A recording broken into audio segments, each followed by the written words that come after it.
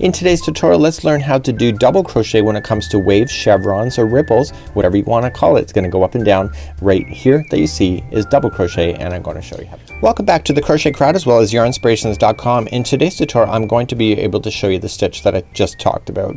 And what we have is an example of all of the stitches being used at the same time in a particular sample. So what I've done with the white here, those are all the single crochets. So we have double crochets, half double crochets, we have crisscross, we have bobbles, front post, modified front post trebles here, we have the herringbone stitch here, and then we have the seed stitch right here in the back.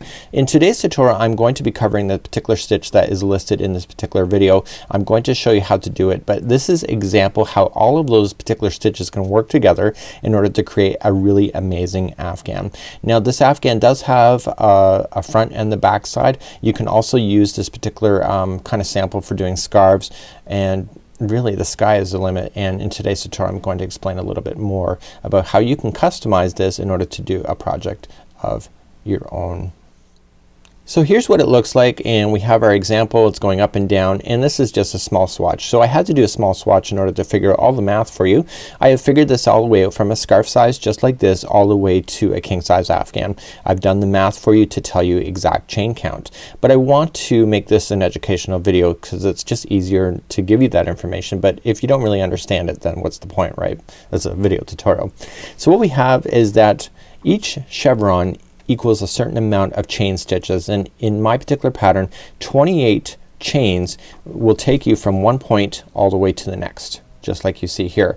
And so then we have side edges that are a portion of just a section of each side. So what we have here, in order to get one chevron you have to do 28 chains, and then to stay in balance you have to add an extra 18 to your list. So what we have here is that if you were ever to customize this and say that you wanted to do a different size, you would crochet in multiples of 28. So for example, let's say I wanted 3 chevrons. You would go 3 times 28 stitches.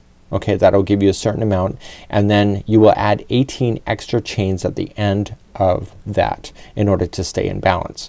So it's just a very easy way. Now on my website I have figured out all of those particular chains to start for all of them.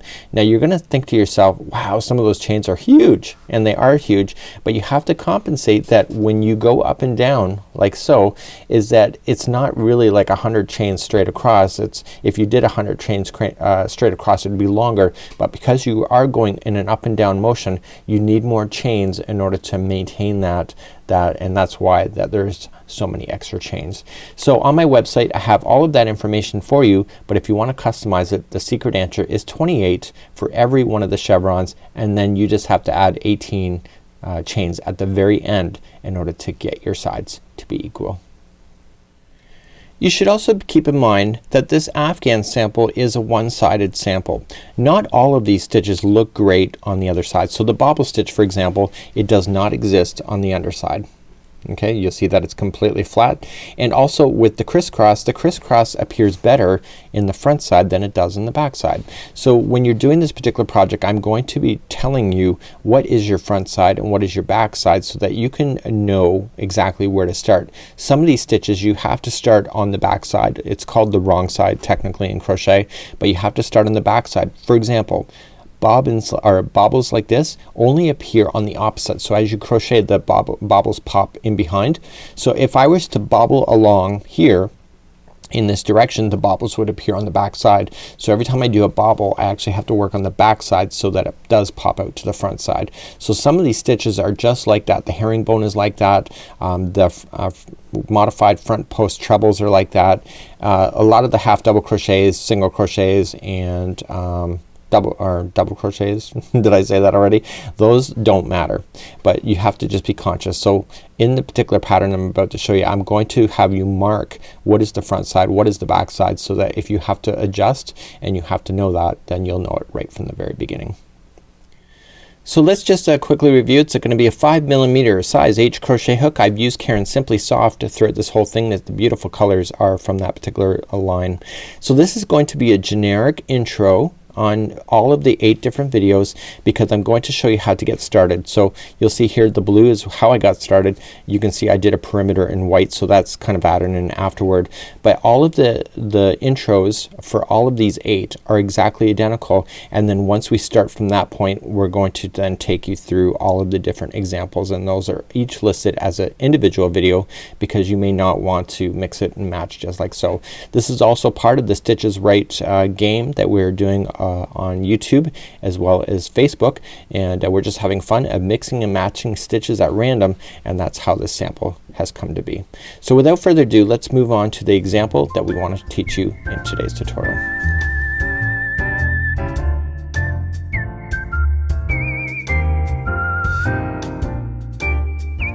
So let's get started. We're going to get you to do the first layer, and it'll be the chain, plus we will also start then the double crochets, and then from this point then forward we then move on to the example that is listed within today's tutorial.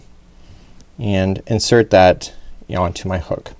So we have in the instructions in our website all the different chains that you would need for your size of project that you want to go. But today I'm going to show you a swatch sample. So as I mentioned, there's 28 chains in one chevron plus 18, and that's what I'm going to do today. So I'm just going to chain 28. So 1, 2, 3, 4, 5, 6, 7, 8, 9, 10, 11, 12, 13, 14, 15, 16, 17, 18, 19 and 20, 21, 22, 23, 24, 25, 26, 27, 28. So in 28 this is one chevron. Okay, this is without any sides on it at all. So that's one chevron. So I said that there has to be sides on it. So we're going to add another 18 chains. So let's add 18. So 1, 2, 3, 4, 5, 6, 7, 8, 9, 10, 11, 12, 13, 14, 15, 16, 17, and 18. So if you were doing multiples, so you would have done multiples of 28, and at the very end you'll add in your 18 in order to keep it in balance. So now I have one chevron and I have enough chains to do both sides of the project. Let's move on to the next step. So now that you've gone all the way across, we're now going to start, and we're gonna get our chevron to be working right away. So we're going to count back from the to the 4th chain. So count under. So 1, 2, 3, and 4. Turn the chain over, get the back hump only, and double crochet into that. And this will create a beautiful finish on the other side of on the bottom, and double crochet. So the chaining of 3 and the double crochet would count as one stitch into the same one, and this matters down in the future. So the next 5 are going to be 1 double crochet each. So let's count that out loud. So 1 and 2 and 3, 4 and 5. So what I like to do when I'm in this particular stage, I like to look at it. So the first 2 are together. They're into the same stitch. So there should be 5 double crochets by themselves, and there are. So that is going to be the side. So that this is going to be the side in a down direction like this. The next 3 are going to be 3 double crochets together. So how to do that is that you wrap the hook, and going into the next chain is that going in, yarn over, pull through, yarn over, pull through 2 loops, and then hold. And you're gonna do that 2 more times. So yarn over, go to the next stitch, in, yarn over, pull through 2, and hold. So now you got 2 there. You gotta do it one more time. So yarn over, pull through 2, and hold. You should have 4 loops on your hook, and you're gonna yarn over and pull through all of those loops. And so now 3 double crochets just became together as one, and this is going to be the coming down and then turning and going back up in the other direction like that. So that's how you do 3 together. The next 12 on your chain are going to be each double crochet, and let's count that out loud. So we have 1, 2, 3, and 4 and 5, 6, 7, 8, 9, 10, 11, and 12. So this will always exist when you're going in an up direction. So if your chain was a lot longer, every time that you finish a 3 together, the next section will all be 12 by itself. And I like to just double check and count. So I got 1, 2, 3, 4, 5, 6, 7, 8, 9, 10, 11, and 12. So once you get your 12 in, the next one will be 3 double crochets into the same one, and this is the top of the chevron. So every time you get to a top of a chevron, there will always be 3 double crochets when you're moving across the first row. So every time you're gonna move in the down direction now until you get to the other side, is that there will be 12 double crochets by themselves. So we went up on the other side with 12 going up, but now you're gonna go 12 going down. So that was 2, 3,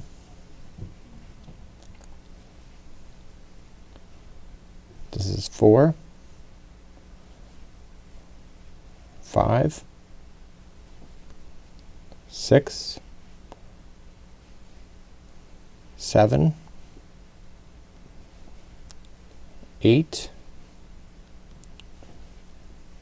9, 10, 11, and 12. So do you get that? So every chevron going in the up direction is going to have 12 by themselves. At the top you'll have 3 into the same one, and then there'll be 12 going down the other side. So I'm gonna count that 12 going down. So 1, 2, 3, 4, 5, 6, 7, 8, 9, 10, 11, and 12. So now we're at the bottom again. So the next 3 are going to be 3 together. Okay, and you just do it how I showed you before. So you just gather them up, and the 3 will be together. So if your chain's a lot longer, the next section would be going 12 going back up, and then your 3 at the top, and then 12 going back down, and you keep doing that until you get to the last little section just like this. So what you're going to do then in the final here is that the next 5 will be 1 double crochet each. So 1, 2, 3, 4, and 5, and this will leave you with 1 extra stitch which you're supposed to have, and the final that you have will have 2 double crochets in it. And if I can just grab your attention before you take off on me here. So at the very first, remember how we did that the chain 3 and the double crochet counts at 1. So on the other side, the 2 being in there counts into 1 stitch as well. So this is what it would look like, but your sample would obviously be a lot longer, but you have the up and down motion now ready, and now we can move on. But before we move on, what I want you to do is that I want you to grab a spare piece of yarn, and that spare piece of yarn is going to act as a stitch marker. So using a piece of stitch marker and just a piece of yarn, what I want you to do, the side that you just want to cross on, I want you just in the edge here, and I want you just to insert your hook in behind just a piece of the strand and just bring the yarn through. And this is just a stitch holder. This is just going to tell you that every time you do anything, you will know what is the front side and what is the back side, because once you get onto these projects, sometimes it gets really confusing what is front and what is back. Okay, so this stitch marker right in the front will always tell me that this is always going to be the front side.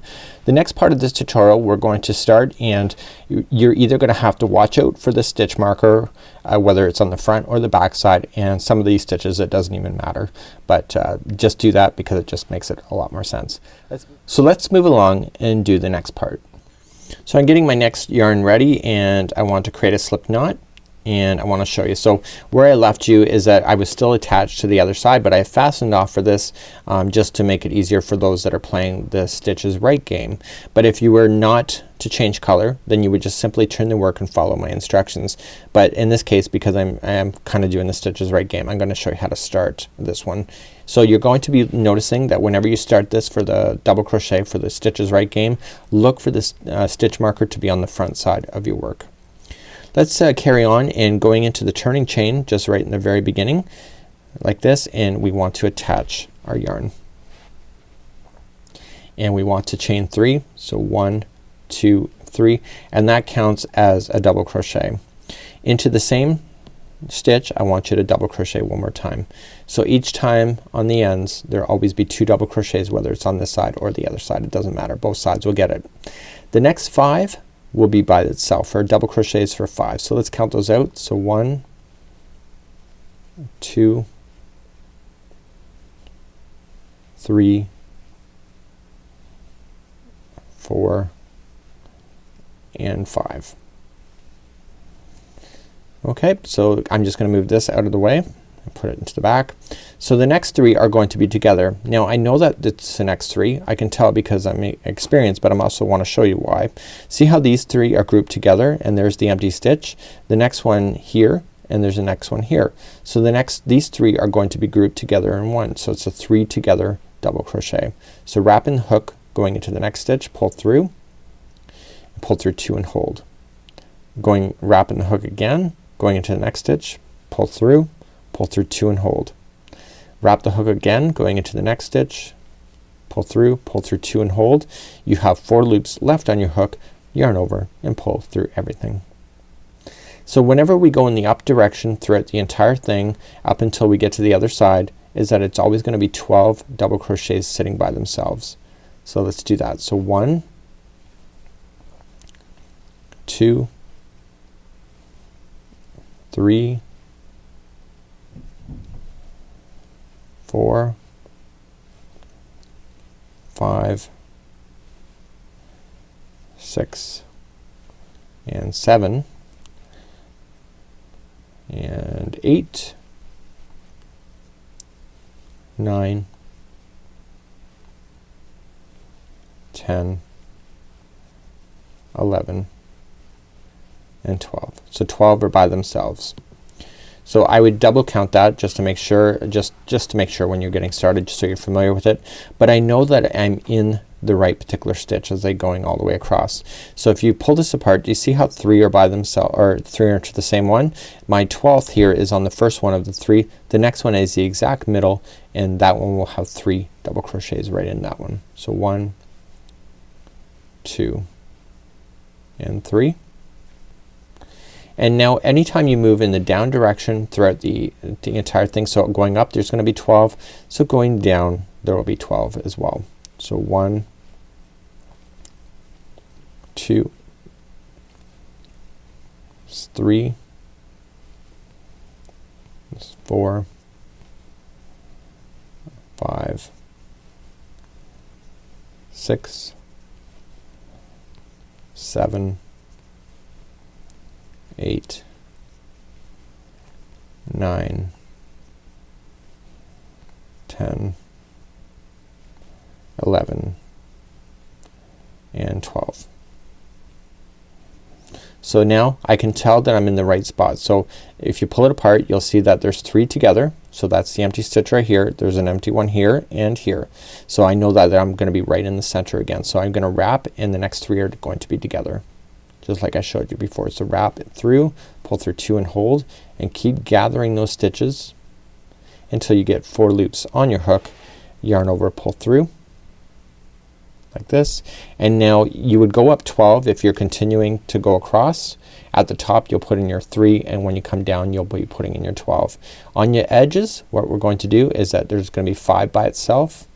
So 5 double crochets. So 1, 2, so I'm moving up, 3, 4, and 5, and there will be 2 double crochets into the final turning chain at the top of the turning chain. So put in your 2 double crochets there. and that'd be how you would complete one row. I'm going to turn around and show you how to do the row going back as well. So let's turn our work and go in the other direction. So we're just gonna turn it and we just simply chain 3. So 1, 2, 3 into the same stitch for a double crochet. So that just makes you have your 2 on the edge, which we need, and now the next 5 are going to be by themselves. So 1, 2, 3, 4, and 5.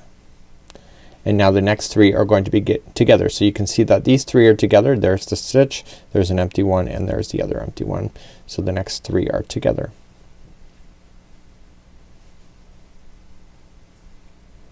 So if you can identify your ups and downs, you don't really need to count.